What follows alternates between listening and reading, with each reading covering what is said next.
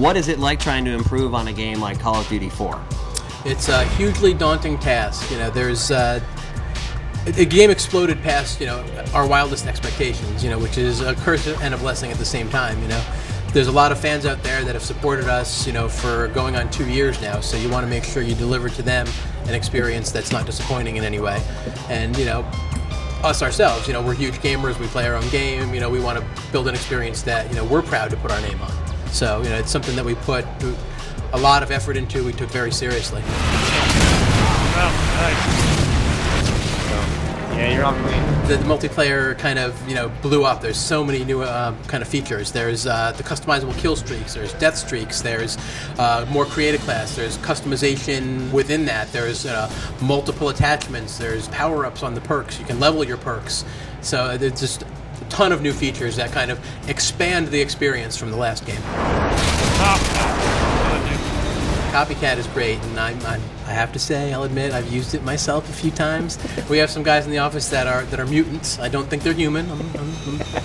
Yeah, Copycat's great because you're kind of in this mode where you're getting trashed, and you just say, I want to be on an equal playing field with that guy. Let's see what I can do. So you copy his loadout. Now, it's equal. So truly, am I as good as him? Can I take him down with what he's using? Is it just his loadout that's better, or is he better? It gives you a kind of a good insight into what they're doing. How do you make sure that all these things that you come up with actually end up working? It's a ton of trial and error. We put things in and we change the way they work. And with the riot shield, you can't shoot. So now you can melee with it. So if you get up close to somebody, you can use it as a weapon. But you are limited in what you can do. So it's really well balanced, and it is really about playing the game, going through it, trying something. We're very iterative in what we do, in both the single player and the multiplayer. But it's especially important on that multiplayer, where you want to get in there and see what works and what doesn't, and what feels right. It really is a lot of kind of feeling. It's driven by feeling and driven by kind of play. We don't put vehicles in the multiplayer. It's just not the focus of what we're trying to do. We're about that infantry combat, that smaller, close, kind of tight-knit experience where you can have good funnel points and have good flows through the map. A vehicle game, while it can be fun, it's not what we're trying to do. It changes kind of the dynamic of the game. Think you'll ever do that? Anything's possible.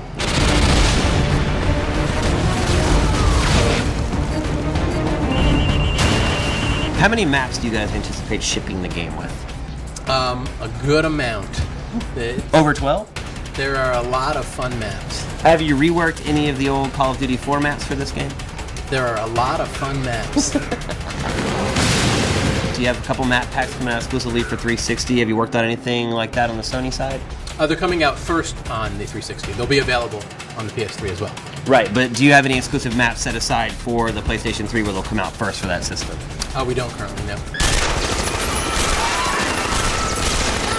We're trying not to flood the market with media. We want there to be less things out there, but of better quality. So we want you to, anything you look at, it's not confusing. There's not 100 different versions of 100 different videos. It's just here's what the game is. We have a few things out there that really explain what this game is and let people look at it and get the game.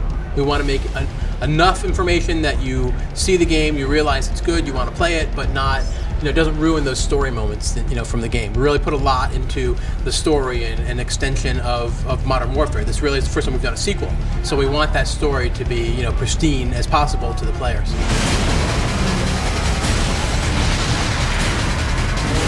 What can you tell us about the single player? The single player is great. I mean, it's a sequel to the last game, which is great. So there's characters in it from the previous game. You'll get to expand on some of those stories. You'll see how actions from the last game really affect the world and the state of what the world is in this game. So it's a great experience. It's an interactive action movie. I mean, it's just a fun, thrilling, emotional ride. Better than Call of Duty 4 single player? It is. Yeah? It is.